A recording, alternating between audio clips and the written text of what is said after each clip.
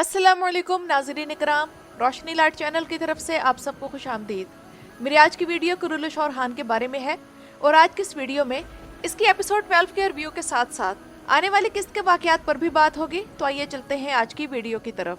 तो नाज़रीन इकराम, कुरुल और हान की 12वीं किस्त एक वाकई पावरफुल एपिसोड थी।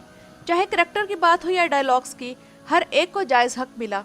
इस सीरीज के डायरेक्शन में काफ़ी बेहतरी आ चुकी है, यहाँ तक कि एआई सीन्स भी बहुत बेहतर हो गए हैं और ये मुसलसल चौथी किस्त है जो कि एक अच्छे पेस के साथ चली।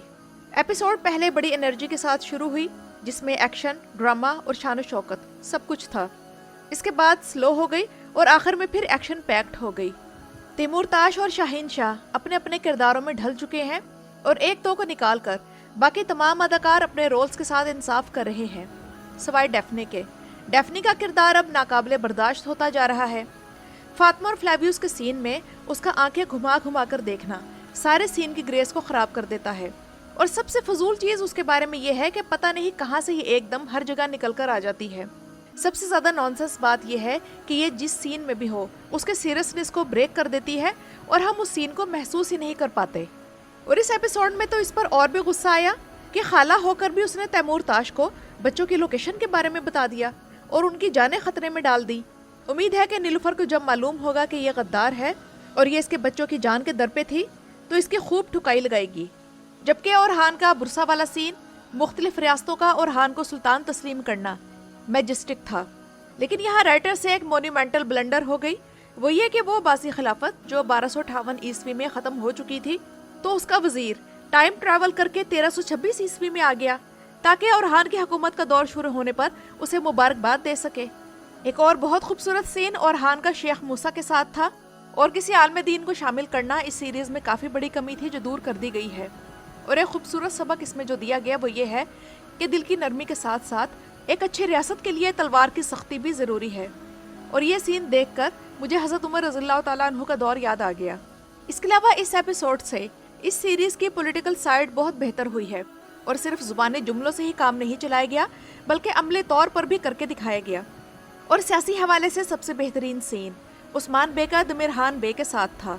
एस्पोर्चा के मामले में यही कहूँगी कि एस्पोर्चा की शादी और हान के साथ वैसे तो फ़ौरन हो जानी चाहिए थी क्योंकि ये एक सियासी शादी थी, लेकिन यहाँ ये बताया जा रहा है कि एस्पोर्चा खुद को अकेला महसूस करती है जिसे ओरहान जैसे किसी शख्स की अपनी ज़िंदगी में ज़रूरत है। तो ये बिल्कुल नेचुरल सी बात है अगर ओरहान जैसा कोई शख्स उसे मुतासिर करे जो कि एक मिनट भी ज़ाया किए बिना उसे बचाने निकल जाए, उसके ज़ख्मों पर पट्टी बांधे और वो बेशक दुश्मन है फिर भी उसका ख्याल करे। तो ये सिनेरियो और हान बे की पर्सनैलिटी को लाइमलाइट में रखने के लिए दिखाया जा रहा है। फातिमा और फ्लेवियस के तकरीबन 3 सीन्स थे और सारे ही अच्छे थे जिसमें इन दोनों के दिल की हालत को जाहिर किया गया। और वो ख्वाब वाला सीन भी ठीक ही जा रहा था, गिले शिकवे चल रहे थे, लेकिन बीच में फ्लेवियस की इस हरकत से सारा मूड खराब हो गया।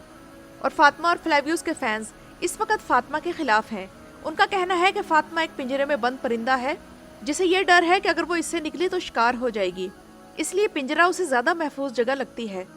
इस किस्म के फैंस के नज़दीक शायद पिंजरा वो दीन और रवायात हैं जो कहते हैं कि किसी गैर मुस्लिम से मुस्लिम लड़की की शादी नहीं हो सकती। फातिमा और फ्लेवियस में अगर कोई फ़र्क जानना चाहता है तो वो इस तस्वीर में है कि फ्लेवियस जब गमगीन है तो शराब पी रहा है और फातिमा अल्लाह के सामने गिड़गिड़ा रही है। वैसे आजकल मोहब्बत को एक अलग मज़हब बना दिया गया है और कहा जाता है कि ये सबसे बड़ी इबादत है, नाउज़ बिल्ला। और प्यार अगर हो जाए, चाहे वो किसी मर्द को किसी मर्द से ही क्यों ना हो जाए, तो बस ये सब जायज़ है। हालांकि ये ज़ाबी इलाही को आवाज़ है, तो इसलिए राइटर्स बेहतरीन तरीके से दिखा रहे हैं कि एक मुसलमान लड़की अपने अकीदे पर कोई कंप्रोमाइज़ नहीं करती और इतनी मजबूत होती है कि फिर जो भी उसके रास्ते में आ जाए वो ईमान नहीं छोड़ती। घर में फातिमा की कैफियत हर कोई समझने की कोशिश करना चाह रहा है लेकिन समझ नहीं पा रहा।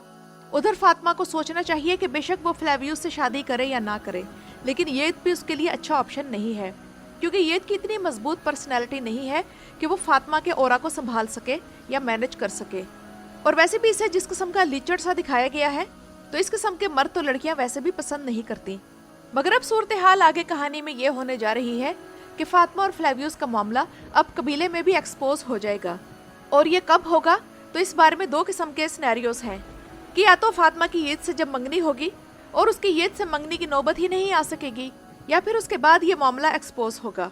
लेकिन फ्लेवियस फिर भी कोई गलत कदम नहीं उठाएगा और इन दोनों का जो लेटेस्ट इंटरव्यू आया है, इसमें फ्लेवियस ने कहा था कि फ्लेवियस के फातिमा से प्यार की गूंज कबीले में गूंजेंगी। तो इससे मैंने ये अंदाजा लगाया कि इन दोनों का ये मामला अब कबीले में भी खुलने वाला है। और जैसा कि मलहून खातून के किरदार की डेवलपमेंट शुरू कर दी गई है, तो मेरा ख्याल है कि ये मलहून खातून होगी जिसे इस बारे में सबसे पहले मालूम होगा।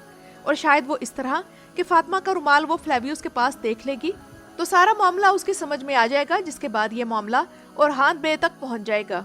लेकिन नाज़रीन इकराम, मैं यहाँ एक बात ये कहना चाहूँगी कि मैं अगर फातिमा और फ्लेवियस का रोमांटिक सिनेरियो लिखती तो सिनेरियो ये रखती कि फ्लेवियस उस्मान बे और काइयों से अपने इंतकाम की आग में अंधा होकर लड़ता रहता, यहाँ तक कि बुरसा फतह हो जाता।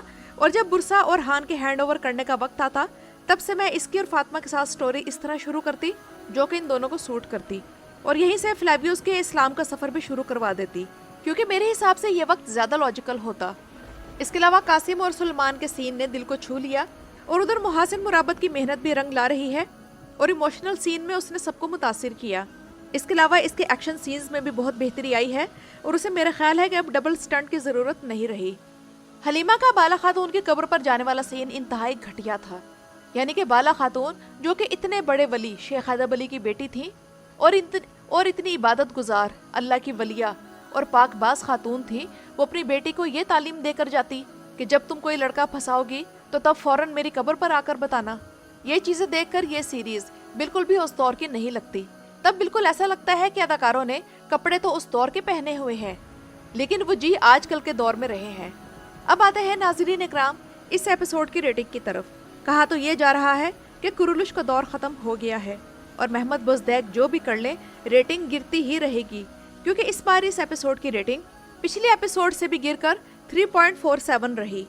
इस बारे में मैं आप लोगों को अपनी पिछली वीडियो में बता चुकी थी कि इस हफ्ते भी एक फुटबॉल मैच था जो कि गलातासराय का था, तो इसलिए तुर्क इस एपिसोड पर फुटबॉल मैच को तरजीह देंगे। लेकिन नाज़रीन इकराम, ये भी हकीकत है कि कुरुलुश उस्मान के सीज़न 6 से पहले तक इस सीरीज़ की रेटिंग पर कोई भी मैच असर नहीं करता था। मुझे याद है कि कुरुलुश उस्मान के दूसरे सीज़न में तुर्की का फुटबॉल मैच वर्ल्ड कप में क्वालिफाई होने के लिए नीदरलैंड के साथ था, लेकिन उस दिन भी उस्मान की रेटिंग टॉप पर रही।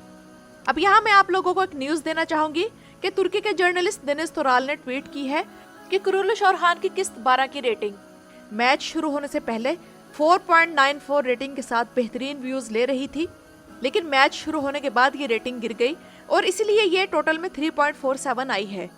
तो ये तो हम भी जानते हैं कि ड्रामे में स्पार्क है, लेकिन मसला ये है कि महमद बुज़दैक ने बहुत थोड़े से टाइम में थोड़ी सी तैयारी के साथ ये सीरीज़ शुरू की, इसलिए इस सीरीज़ में जो भी खामियां हर किस्त में नज़र आ रही हैं उन्हें वो साथ के साथ ठीक कर रहे हैं।